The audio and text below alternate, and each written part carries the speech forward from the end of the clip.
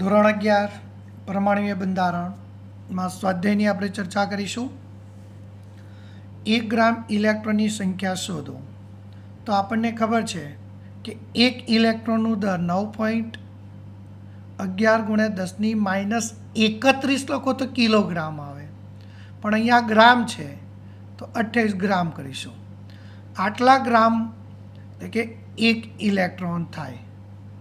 આટલા ગ્રામે એક ઇલેક્ટ્રોન, તો 1 ગ્રામ હોય તો કેટલા ઇલેક્ટ્રોન? તો ક્રોસ ગુણાકાર કરવાનો. 1 × 1 ભાગ્યા 9.11 × 10⁻28 કેટલો થશે? 1.099 ગુણ્યા 10⁻27. તો પહેલો દાખલો થયો. એ જ રીતે આપણે 1 મોલ ઇલેક્ટ્રોનનો ભાર એટલે કે વીજભાર શોધવો છે. તો આપણને ખબર છે કે એક ઇલેક્ટ્રોનનો વીજભાર એટલે 1.6 અને 10⁻19 કુલમ છે, પણ માઇનસ સાથે વીજભારને કોઈ લેવા દેવા નથી. એટલે કે એક ઇલેક્ટ્રોન થાય. હવે એક ઇલેક્ટ્રોનનો વીજભાર આપણને આટલો છે. હવે 1 મોલ ઇલેક્ટ્રોન માટેની વાત કરવાની છે. 1 મોલ એટલે 1 મોલ ઇલેક્ટ્રોન મતલબ કેટલા થાય? 1 મોલ 22 ગુણ્યા 10⁻23 ઇલેક્ટ્રોન થાય. બરોબર? તો વાક્ય રચના ધ્યાન રાખજો ફરીથી. તો અહીંયા જોઈશું કે એક ઇલેક્ટ્રોનનો વીજભાર 1.6 × 10⁻19 કુલમ. તો 1 મોલ મતલબ 6.022 ગુણ્યા 10⁻23 ઇલેક્ટ્રોને કેટલો? તો ગુણાકાર કરીશું. 6.022 ગુણ્યા 10⁻23 ગુણ્યા 1.6 અને 10⁻19 ભાગ્યા 1. ગુણાકાર ભાગાકાર કઈ રીતે આવે જાતે કરવાનો તમારે, એટલે ખ્યાલ આવશે. તો 9.65 ગુણ્યા 10⁻4 કુલમ આ ભાર આવ્યો ઇલેક્ટ્રોન માટે. એક ઇલેક્ટ્રોનનું દર 9.11 ગુણ્યા 10⁻, કિલોગ્રામમાં રાખો તો 31 કિલોગ્રામ છે. એક ઇલેક્ટ્રોનનું આટલું છે, તો 1 મોલ માટે 6.022 ગુણ્યા 10⁻23 ઇલેક્ટ્રોન માટે કેટલા? 23 ગુણ્યા 9.11 અને 10⁻31 ભાગ્યા 1. તો એનો જવાબ આવશે 5.48 ગુણ્યા 10⁻7 કિલોગ્રામ. તો આ રીતે એની ગણતરી કરવાની છે. હવે જોઈએ બીજો દાખલો, એની આપણે વાત કરીશું.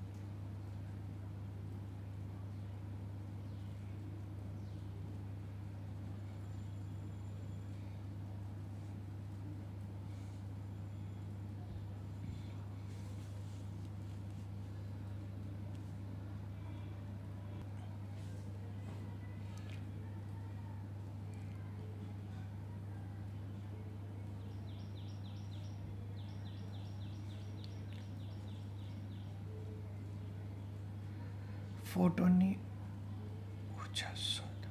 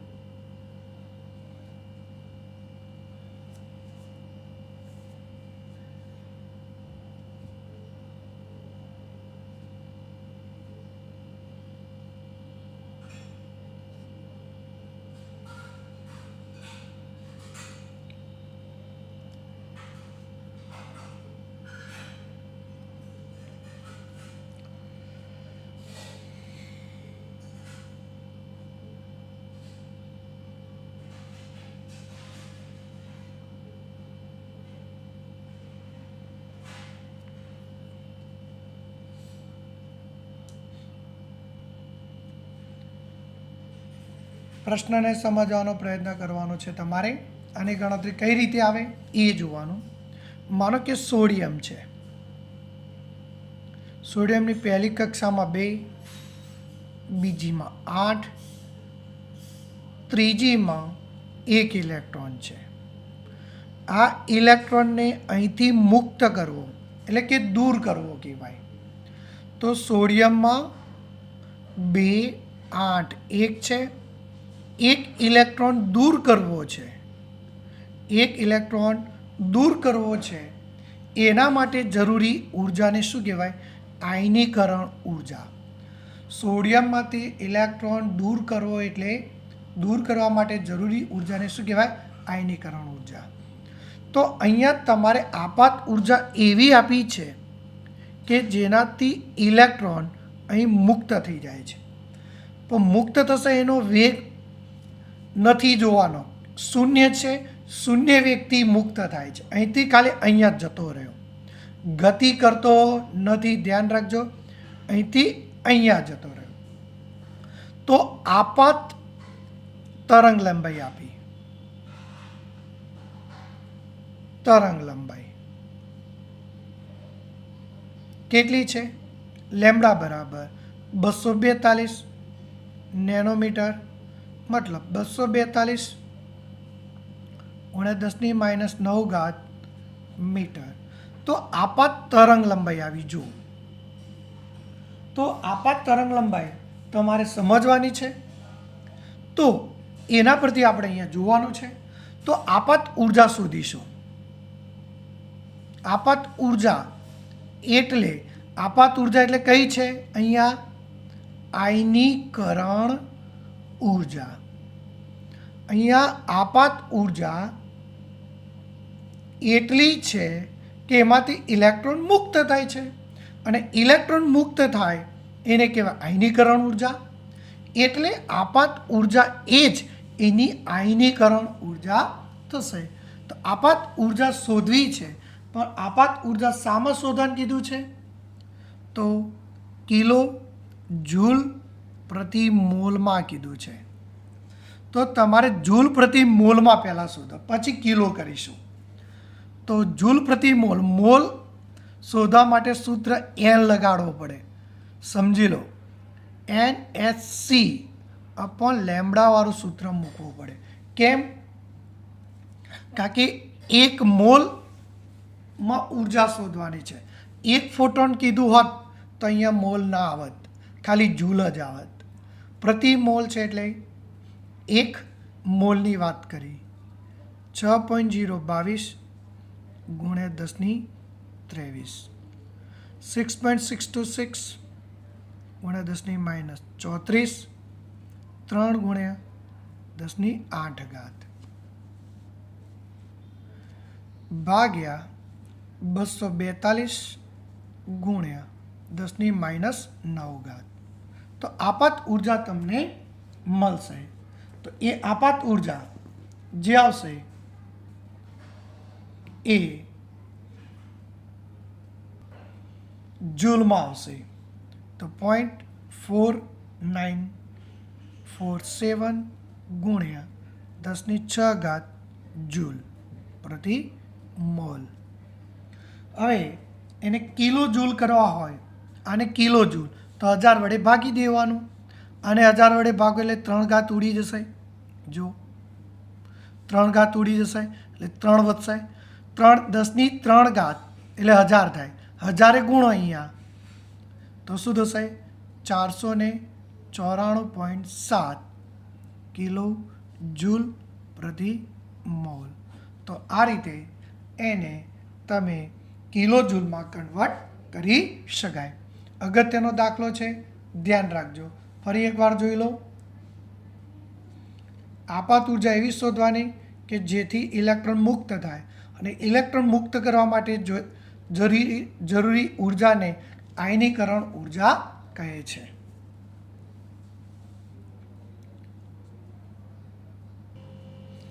અગિયારમો દાખલો. એક બલ્બ છે એ 25 વોલ્ટનો છે. 25 વોલ્ટનો મતલબ એવો થાય કે 1 સેકન્ડમાં એ 25 વોટ મતલબ 25 જૂલ ઉર્જા વપરાય છે. 25 જૂલ ઉર્જા વપરાય. 25 વોલ્ટનો મતલબ 1 સેકન્ડમાં 25 જૂલ ઉષ્મા ઉર્જા વાપરે છે. એટલે કૌંસમાં ઘણીવાર આ રીતે પણ લખે 25 જૂલ પ્રતિ સેકન્ડ, એટલે 1 સેકન્ડમાં 25 જૂલ ઉર્જા વાપરે છે. એટલે કે વપરાતી ઉર્જા E મળી ગઈ તમને 25 જૂલ. હવે એમાંથી પીળા રંગનો પ્રકાશ ઉત્સર્જિત થાય છે, જેની તરંગ લંબાઈ લેમ્બડા 0.57 માઇક્રોમીટર છે. તો માઇક્રોમીટરના મીટર કરો તો 10⁻6 મીટર થાય. તો તરંગ લંબાઈ પણ આવી ગઈ. તો પ્રતિ સેકન્ડે, એટલે પ્રતિ સેકન્ડની જ વાત કરવાની, કારણ કે પ્રતિ સેકન્ડે ઉર્જા આપી છે. ઉત્સર્જિત ક્વોન્ટમનો દર શોધો. ઉત્સર્જિત ક્વોન્ટમનો દર એટલે કે ઉત્સર્જિત ફોટોનની સંખ્યા શોધો. ક્વોન્ટમનો દર શોધવાનો મતલબ ઉત્સર્જિત ફોટોનની સંખ્યા n શોધો. તો અહીંયા પણ આપણે સૂત્ર મૂકીશું E બરાબર NhC/લેમ્બડા. તો n શોધી શકાય. તો n બરાબર E લેમ્બડા/hc. આ સૂત્ર મૂકીને તમે n શોધી શકો. E એટલે 25 જૂલ ગુણ્યા તરંગ લંબાઈ એટલે 0.57 ગુણ્યા 10⁻6 ભાગ્યા h 6.626 -34 3 ગુણ્યા 10⁸ ભાગાકાર કરો એટલે તમને અહીંયા ઉત્સર્જિત ફોટોનની સંખ્યા મતલબ ઉત્સર્જિત ક્વોન્ટમ દર શોધી શકાશે. તો આ રીતે એના ક્વોન્ટમ દર શોધી શકાય. દાખલાને સમજવાનો પ્રયત્ન કરજો. અહીંયા કોઈ ધાતુની સપાટી છે, એ સપાટી પર પ્રકાશ આપાત કરવામાં આવે છે, એટલે કે આપાત ઉર્જા છે. એ ઉર્જાની ઉર્જા તરંગ લંબાઈમાં આપી 6800 એંગસ્ટ્રોમ. અહીંયા ઇલેક્ટ્રોન ઉત્સર્જિત થાય છે, ઇલેક્ટ્રોન મુક્ત થાય છે. પણ મુક્ત ઇલેક્ટ્રોનની ગતિ ઉર્જા 0 છે. જો લખ્યું છે અહીંયા ઇલેક્ટ્રોન 0 વેગથી ઉત્સર્જિત થાય, તો ગતિ ઉર્જા શોધવાનું સૂત્ર શું હતું? 1/3 mv². વેગ 0 તો ગતિ ઉર્જા પણ 0. અહીંયા કાર્ય વિધેય હોય, તો કાર્ય વિધેય શોધવા માટેનું સૂત્ર શું હતું? કાર્ય ઉર્જા E. તો આનું નામ આપો E1, E2, E3. તો E2 કેટલો થાય?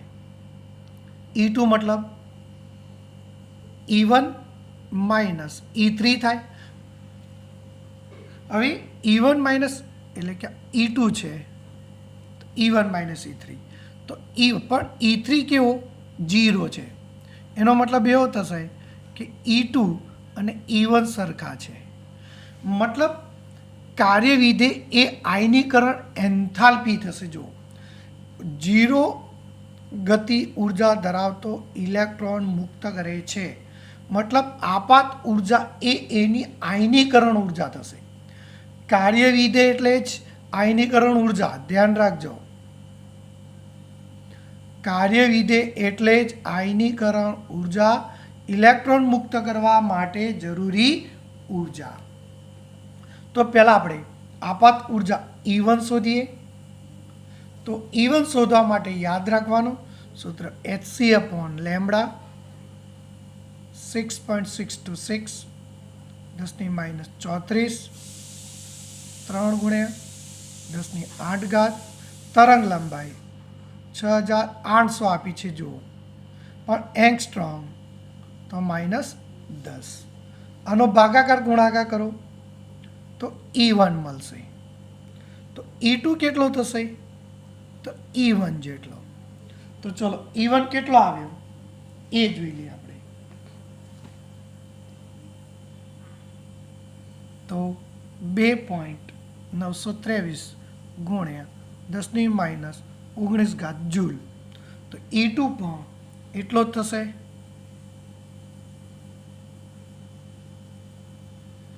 ઓકે, તો હવે દહેલી આવૃત્તિ શોધવી છે. દહેલી આવૃત્તિ તો E2 પરથી તો E2 બરાબર HV થાય. તો V બરાબર E/H. તો E કેટલો? તો 2.10⁻19 H 6.626 ગુણ્યા 10⁻34.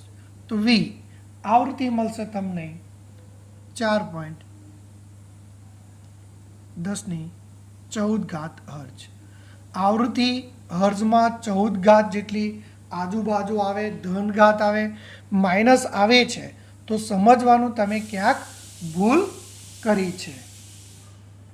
હવે કેટલાક દાખલા એવા જ છે, તો એના આધારે તમે સમજી શકો. ઇલેક્ટ્રોન ચોથી કક્ષામાંથી બીજી કક્ષામાં જાય ત્યારે પ્રકાશ ઉત્સર્જિત કરે. એટલે N બરાબર, એટલે આને આપણે કહીશું, આને કહીશું Ni, આને કહીશું NF. તો ડેલ્ટા E શોધવાનું સૂત્ર શું થાય? 2.18 ગુણ્યા 10⁻18 કૌંસમાં 1/ni², 1/nf² બાર Z².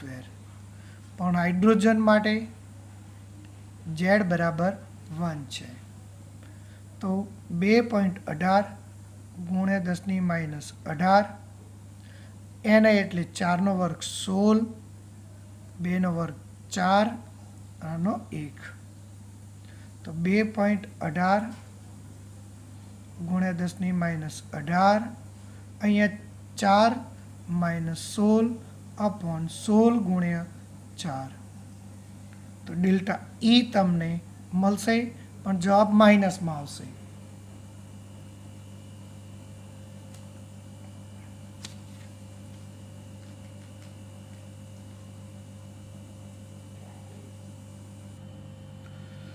તો આનો જવાબ આવશે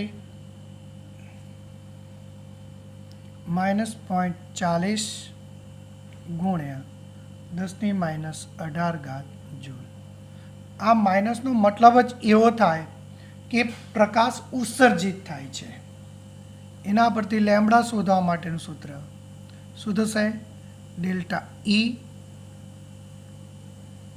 સૂત્ર યાદ રાખો, ડેલ્ટા E બરાબર HC/લેમ્બડા.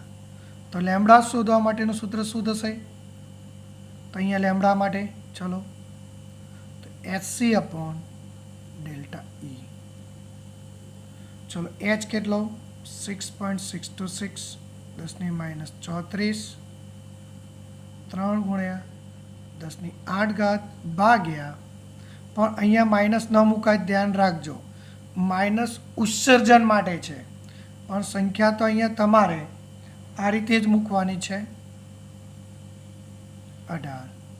તો તરંગ લંબાઈ આપણને મળશે 4.96 ગુણ્યા 10⁻7 મીટર.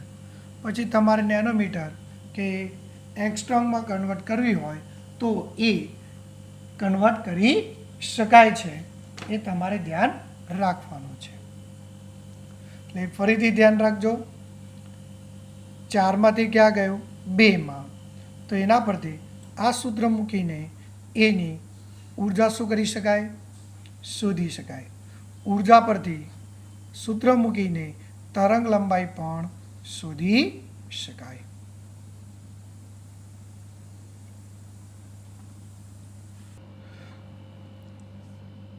ચૌદમા દાખલામાં થોડું તમારે ધ્યાન રાખવાનું છે. એને એવું કીધું છે કે હાઇડ્રોજનમાં ઇલેક્ટ્રોન 5મી કક્ષામાં છે અને એને આયનીકરણ કરવું છે. 5મી કક્ષામાં છે એટલે કે Ni બરાબર 5 છે અને આયનીકરણ કરવું છે એટલે કે એને દૂર લઈ જવું છે અનંત અંતર એટલે કે ઇન્ફિનિટી. તો એની ઉર્જા આપણે શોધીશું. ડેલ્ટા E બરાબર 2.18 × 10⁻18 સૂત્ર Ni² - Nf². હાઇડ્રોજન માટે અહીંયા Z² લખવાની જરૂર નથી. 2.18 × 10⁻18 લખવાનું Z². તો હાઇડ્રોજનનો એક જ હોય. 5નો વર્ગ 25 ઇન્ફિનિટીવનો સ્ક્વેર નો 1નો સ્ક્વેર. તો 2.18 × 10⁻18 1/25 જ આવશે.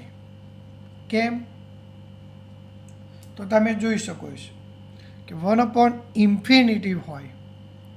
યાદ રાખજો 1/ કારણ કૌંસમાં 1/ઇન્ફિનિટીનો સ્ક્વેર બરાબર 0 થાય. ધ્યાન રાખો. એટલે કે આનો જવાબ શું આવશે?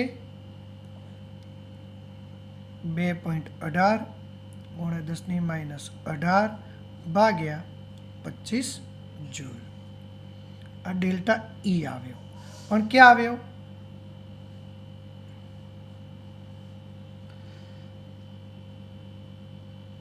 પાંચમીમાંથી ઇન્ફિનિટીમાં જાય. હવે ઇલેક્ટ્રોન ક્યાં મોકલવાનો છે? હવે પહેલી કક્ષામાં છે. એના પણ આયનીકરણ કરવું છે. તો એને પણ મોકલવાનો ક્યાં છે? ઇન્ફિનિટી માટે. તો ડેલ્ટા E સૂત્ર આજ મૂકીશું. 2.18 × 10⁻18 Ni² એટલે 1 1નો સ્ક્વેર માઇનસ ઇન્ફિનિટીવનો સ્ક્વેર. Z² બરાબર 1 મૂકીશું. તો 2.18 × 10⁻18 અહીંયા 1 અને આની જગ્યાએ 0 થશે. એટલે કે 1 - 0 મતલબ ડેલ્ટા E બરાબર 2.18 × 10⁻18 અહીંયા 1 આવશે. તો ડેલ્ટા E બરાબર 2.18 × 10⁻18 જૂલ. હવે આ બંને ઉર્જાનો ગુણોત્તર કીધો છે તમને. સમજી લેજો. બંને ઉર્જાનો ગુણોત્તર અને E' આપી દઈએ નામ. તો જોઈએ E' અપોન E. E' એટલે 2.18 ગુણ્યા 10⁻18. E એટલે 2.18 ગુણ્યા 10⁻18 ભાગ્યા 25 છે. આ બે શું થશે? ઉડી જશે. 25 ક્યાં જશે? ઉપર. તો બંનેનો ગુણોત્તર કેટલો આવશે? 25 આવશે. તો આ રીતે એનો ગુણોત્તર આપણે શોધી શકાય. આનો મતલબ શું? કે 5મી કક્ષામાંથી ઇલેક્ટ્રોન દૂર કરો. 5મી કક્ષામાંથી ઇલેક્ટ્રોન દૂર કરો. એના કરતાં પહેલી કક્ષામાંથી ઇલેક્ટ્રોન દૂર કરવા માટે 25 ગણી ઉર્જા વધારે જરૂર પડે. એટલે 5મીમાંથી સહેલાઈથી દૂર કરી શકાય અને પહેલી કક્ષામાંથી દૂર કરવા માટે 25 ગણી વધારે ઉર્જા આપવી પડે છે. એટલે ધ્યાન રાખવાનું છે. 15મો દાખલો જોઈએ. n બરાબર 6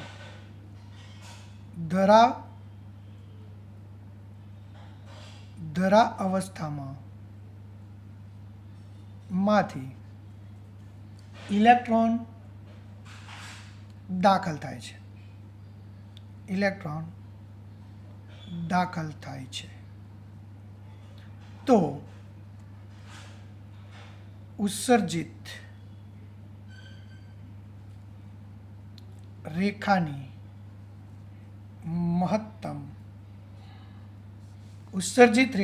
મહત્તમ સંખ્યા શોધો. ઉત્સર્જિત રેખાની મહત્તમ સંખ્યા એટલે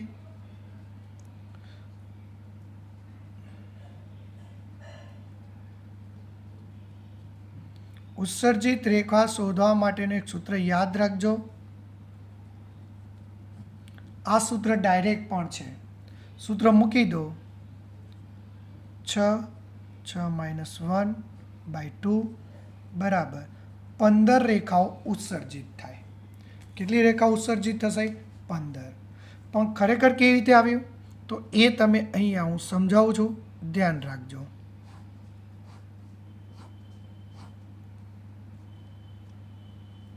પહેલી, બીજી, ત્રીજી, ચોથી, પાંચમી, છઠ્ઠી. ઇલેક્ટ્રોન ક્યાં છે? છઠ્ઠીમાં. છઠ્ઠીમાંથી ક્યાં જાય? પહેલીમાં જઈ શકે, બીજીમાં જઈ શકે, ત્રીજીમાં, ચોથીમાં અને પાંચમીમાં જઈ શકે. તો આવી કેટલી થઈ? 1 2 3 4 5 થઈ. એવું જ ઇલેક્ટ્રોન પાંચમીમાંથી પણ બને. તો પાંચમીમાંથી પહેલીમાં, બીજીમાં, ત્રીજીમાં અને ચોથીમાં. આના 4 બને. ફરી પાછું ચોથીમાંથી જાય તો આમાં, આમાં, આમાં. આની 3 બનશે. ફરી અહીંથી આમાં જાય, આમાં જાય. ધ્યાન રાખજો. તો બીજી 2 થઈ. અને પછી બીજીમાંથી પહેલીમાં જાય. કેટલી થઈ? 5 6 7 8 9 10 11 12 13 14 15. તો આ મેથડ આ રીતેની છે, પણ આ સૂત્રનો ઉપયોગ કરીને પણ ડાયરેક્ટ ગણતરી કરી શકાય છે. એ તમારે ધ્યાન રાખવાનું છે. તો આ રીતે એની ગણતરી તમારે ધ્યાનમાં લેવાની.